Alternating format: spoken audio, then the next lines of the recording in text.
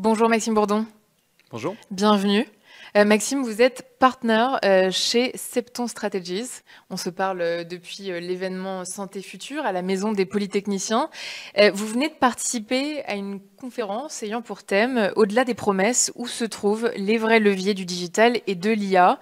Pour aller plus loin, Maxime, quelles sont les étapes clés à ne pas oublier avant d'intégrer l'IA dans ces processus?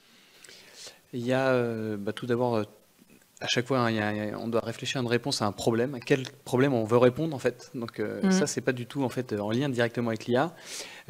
Ensuite, il y a la réflexion autour de l'infrastructure. Qu'est-ce que je veux mettre en place comme infrastructure, notamment data et IA, pour répondre à ce problème. Et puis après, c'est une réflexion autour du business model associé. Comment je vais apporter en fait une réponse et avec quel business model. Et alors concrètement, comment l'IA a-t-elle changé la façon dont les labos font de la R&D? L'intelligence artificielle et la data connaissent en fait aujourd'hui c'est une révolution majeure, mais pas que du coup sur l'industrie pharmaceutique, c'est pour tout le monde, comme vous le savez.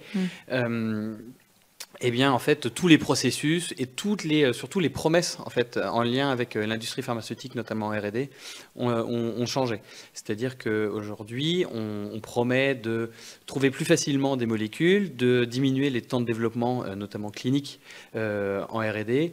Alors aujourd'hui, il y a beaucoup de promesses. Tout n'est pas encore vérifié et vérifiable, donc il y a beaucoup de spéculations associées en fait, à l'intelligence artificielle, mais on devrait voir un certain nombre de choses arriver dans les prochaines années.